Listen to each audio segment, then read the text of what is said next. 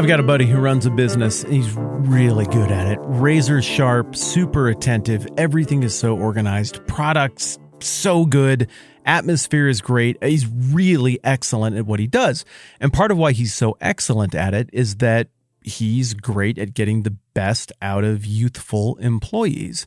But every now and then, as you can imagine would be the case, when you run a business, you've got to let people go. And he's told me some of the stories of why he's had to let some of his teenage employees go and what that process has been like. And it's tough on him.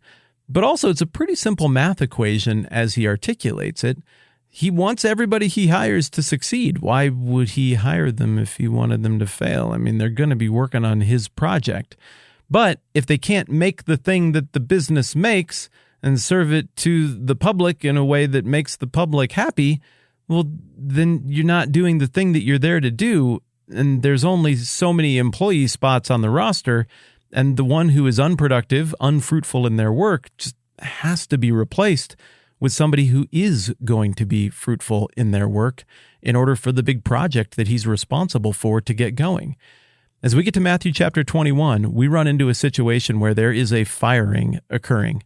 If you're just rolling along through Matthew and you're not paying close attention, it might sound like just one more unfriendly exchange between Jesus and the religious leadership, but that is not the case at all. In Matthew 21, Jesus announces that God is firing this religious leadership and that custody, stewardship, ownership, management of the metaphorical vineyard that God is nurturing and that he owns and that he expects to produce fruit, that management is going to be shifted to someone else. This is a powerfully schismatic moment between Christianity and Judaism, and Jesus knows full well what he's saying here, and Matthew knows full well what he's doing here by repeating it. The stakes are very high, and the warning signs have been evident throughout the book of Matthew that this is where it's headed.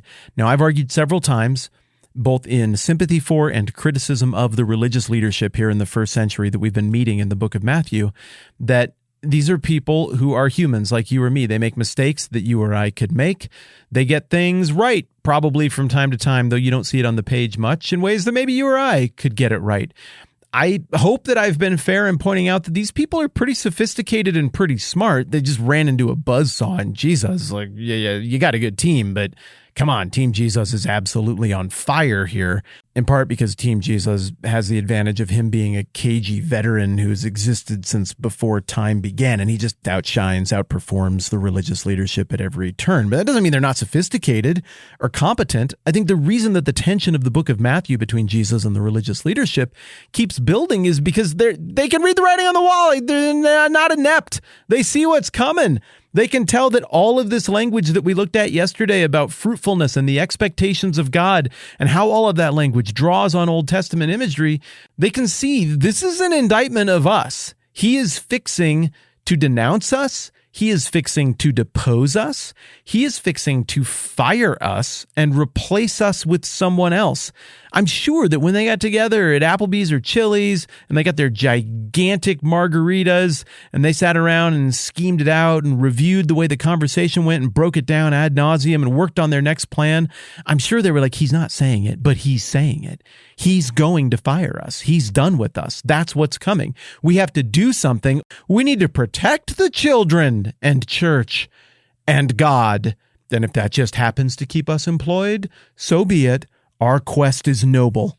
And sure enough, we get to chapter 21 and we find that Jesus, the representative of the boss, the owner of the vineyard, does find their work to be woefully inadequate. And indeed, they are going to be fired and replaced. Here's the passage that we were talking about yesterday. I didn't have time to read it, but this is the one that we've been talking about for the last couple of days.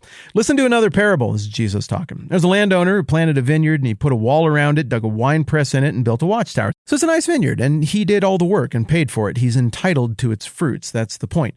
Then he rented the vineyard to some farmers and went away on a journey. Okay, he's going to get paid in this culture in a significant share of the bounty of the harvest. So if the tenants do a terrible job of nurturing the vineyard and it produces a tiny little harvest, even if he gets his percentage share, You still got to get rid of those guys because it's not about the percent. I mean, it's kind of about the percent, but it's about the quality of the work, because I don't want 50% of basically nothing. I want 50% of the full potential of this vineyard. Well, when the harvest time approached, he sent his servants and the tenants to collect his fruit. The tenants seized his servants. They beat one, killed another, and stoned a third. My goodness, these people are a moral train wreck. They're a murderous lot. Not only are they inept and awful at their job, but they're violent when people point it out. Coincidence? I think not. Then he sent other servants to him, and more than the first time, and the tenants treated them all the same way. Last of all, he sent his son to them. They'll respect my son, he said. But when the tenants saw the son, they said to each other, this is the heir. Come on, let's kill him, and we'll take his inheritance. So they took him, and threw him out of the vineyard, and killed him. Therefore, when the owner of the vineyard comes, what will he do to those tenants? This question is being asked to the very people who are being criticized by this parable, taking, I'm sure, some kind of tone. I mean, surely they're not so naive that they just didn't catch that this was about them.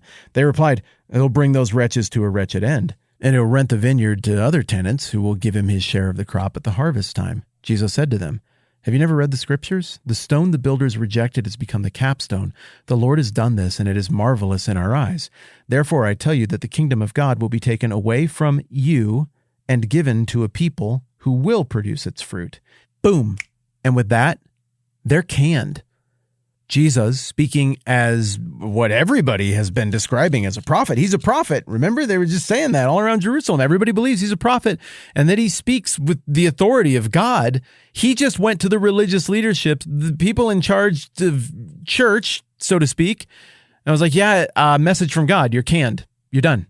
It's over.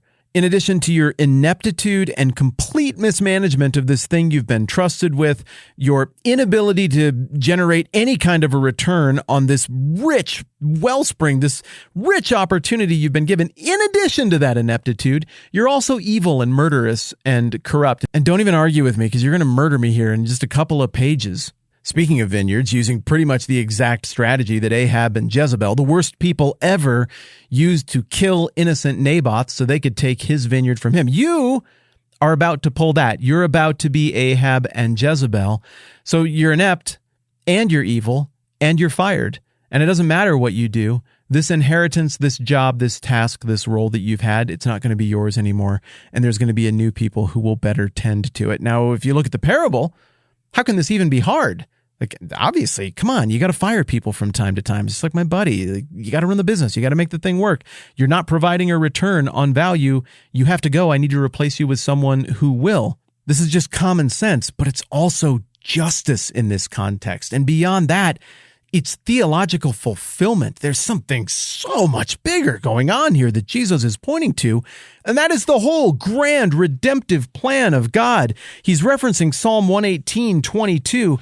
In Psalm 118, we're talking about Israel's king who was rejected, but it turned out to be the one who could defeat the enemies and make things right in Israel, and all credit for this goes to the Lord. And Jesus just straight up co-opts the language and applies it to himself, which I guess everybody in town has agreed that he can do because he is affirmed by all of them as a prophet. I think it is very satisfying that in this firing, we're getting a payoff looking backwards to what John the Baptist said back in chapter 3 about the axe being at the root of the tree. And there's a reckoning, there's a judgment that's going to come. This has not been fruitful. Bad trees bear bad fruit. This warning has been percolating for a very long time. There's a payoff, a vindication for John the Baptist. But then there's forward payoff that happens here narratively a few chapters down the road, and something you and I were talking about a couple days ago in Acts chapter 4. Remember the whole thing from earlier in chapter 21 of Matthew, where we had the question about the prayer thing, like the power of God, and you can move mountains and you can speak to this stuff, and if you pray these things, then do whatever you ask for in prayer. And we talked about how, well, at least on the very metaphorical level, one of those mountains that would have come to mind was the establishment, the unmovable, unbreakable religious establishment.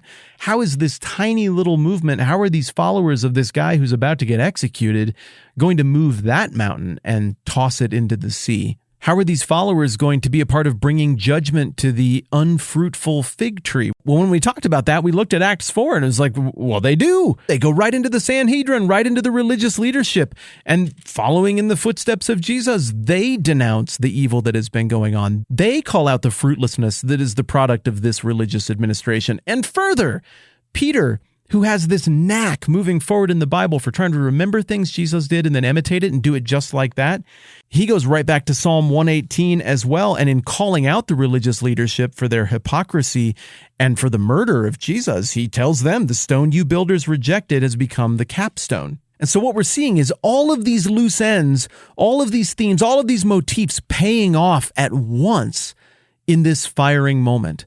The religious leaders come to Jesus and they're like, gotcha, we got a question you can't answer. You're in so much trouble. And he's like, okay, well, answer me this question. Crap, we can't answer that question. Now we look like idiots. Yeah, we can't answer that one. Okay, cool. I'm not going to answer yours either. But also, as long as we're here, I had some things I wanted to talk to you about. Let's start small. Which one of these two sons did the right thing? The one that said he wouldn't work but then did, or the one that said he would work and then didn't? Yeah, obviously it's the one who actually did the work. Well, you're the one who didn't. And, since I've got you here, let me take it a step further. Here's a story of a complete and total moral outrage. Hey, guys, guess which character you religious leaders are in this story? Yeah, you're the murderers and the failed tenants. What do you think's going to happen to them? Yeah, you're right. They're going to get replaced. Likewise, you are fired and you're going to be replaced with something else. What exactly does that look like? We got a big, important chunk of Bible that is going to shed some light on that coming right down the pike, and we'll be to that soon. Thanks to everybody who supports the program at patreon.com/the TMBH podcast. Golly, I like you. Thank you for making it so that we can just do this thing bravely and honestly and candidly and maybe funly. That didn't work as well as an adverb. You having my back and making this kind of internet happen, it just means the world to me. You're awesome. I'm Matt. This is the 10-Minute Bible Hour podcast. Let's do this again soon.